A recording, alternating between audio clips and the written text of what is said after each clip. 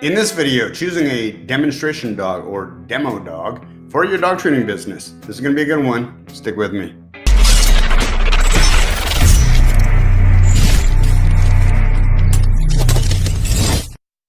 I've spent a lot of time thinking about what makes the perfect demonstration dog and what breed that might be. And I've also spent a lot of hours talking with a friend of mine, Fred Hassan, about what makes a good demonstration dog. And I've incorporated into my opinion a lot of his thoughts. So I want to give credit where credit is due. I don't think that the breed matters so much, although there's a few caveats, which I'll get to in just a minute. I think what's most important is that you have a dog that looks happy and that is the type of dog that is friendly and approachable, a very balanced, stable dog. And part of what you want to look for is having a dog that has a very high tail carriage and ears that stand up erect, that aren't naturally like folded down, which a lot of people misinterpret as being timid or maybe timid to some extent. So you want a high tail carriage, you want perky ears, and you want a general bouncy, outgoing demeanor from the dog.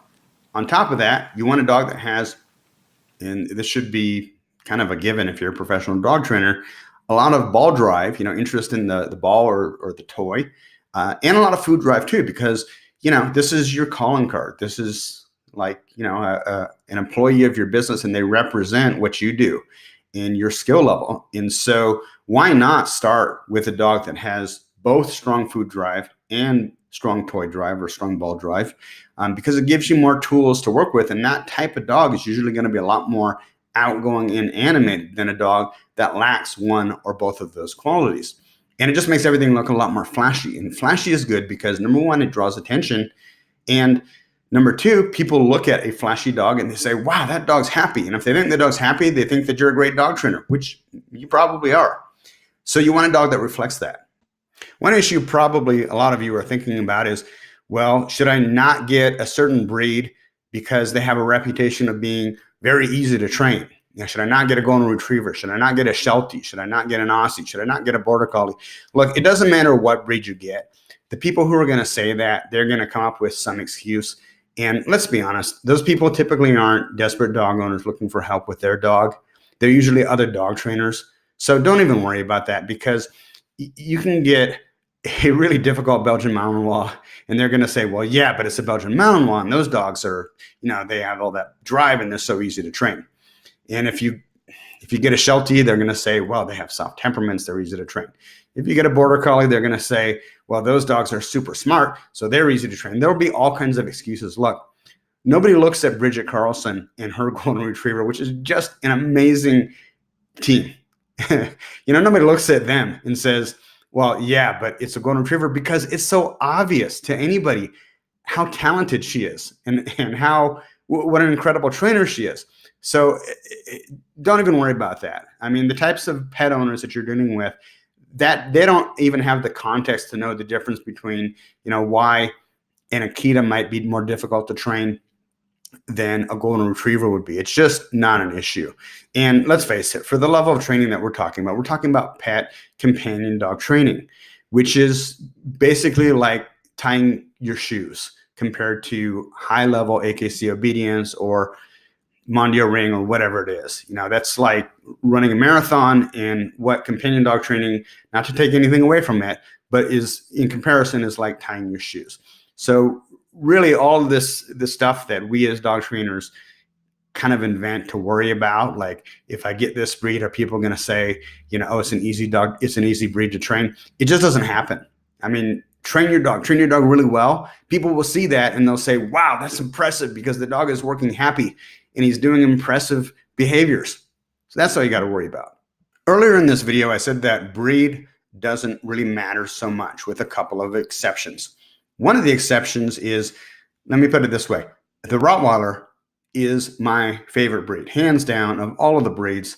I love all of them, but the Rottweiler is really my favorite breed. I just love the demeanor and the character and the way the dog looks and the muscles and the boxiness and the whole thing.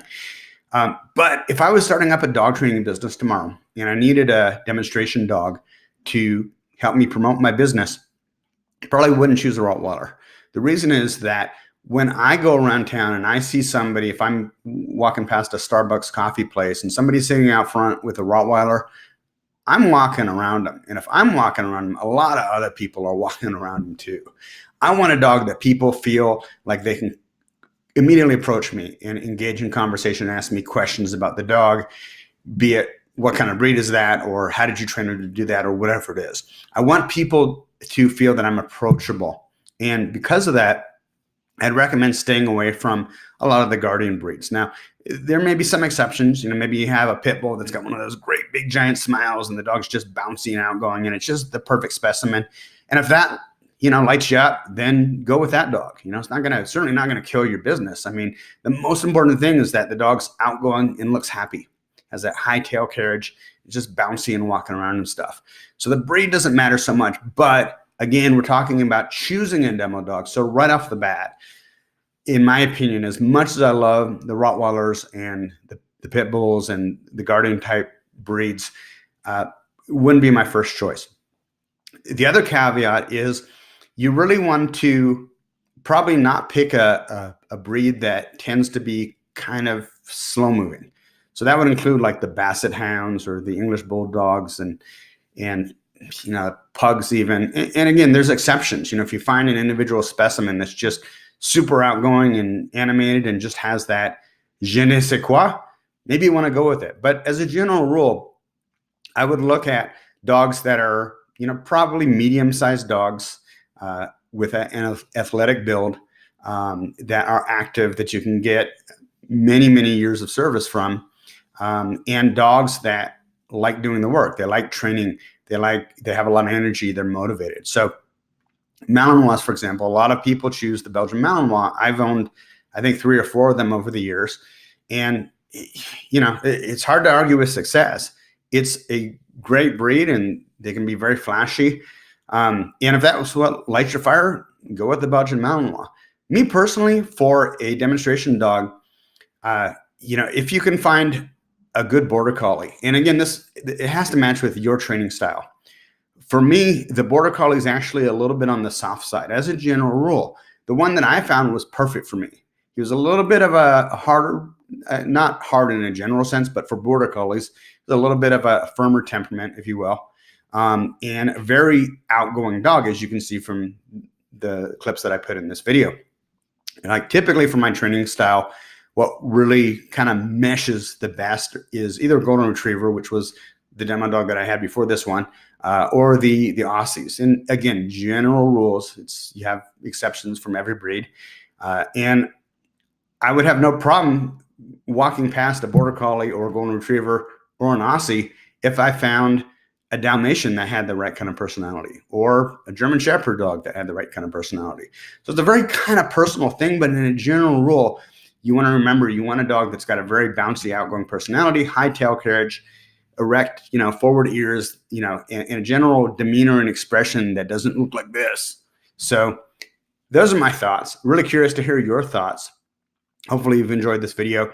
Hey, if you need more clients, if you need more dog training clients, if you need more business, if you want to, be in a position where you don't have to worry about, am I getting enough desperate dog owners to call me each and every day, each and every week, each and every month? I found that Google AdWords is one of the best ways to do that. The problem with Google AdWords is that it's insanely complicated. And if you don't know what you're doing, you can blow through a lot of money very quickly. What we do with my company, Browning Direct, is we offer a 100% done-for-you Google AdWords management solution for professional dog training business owners, as well as a few other industries like dog daycare and some non-pet industry stuff. But basically, we take care of everything from setting up, optimizing, running the campaigns, to the landing page, to 5-call tracking numbers, everything you need to have a successful campaign. And we're in well over 60 markets at this point. So we know we can go into a market and know, what type of ad spend budget we should be using, and some other stuff that maybe somebody who doesn't specialize in the dog training industry wouldn't know. If you'd like to learn more, check out dogtrainertoolbox.com, and in the upper left-hand corner, click on the box that says Expert Google AdWords Management for Dog Trainers Only. Read through that page. If it makes sense, there's a link at the bottom. You can book a free 30-minute phone consultation with me so that we can get on the phone and find out if what we're doing with Google AdWords would be a good fit for helping you grow your dog training business. Take care, guys.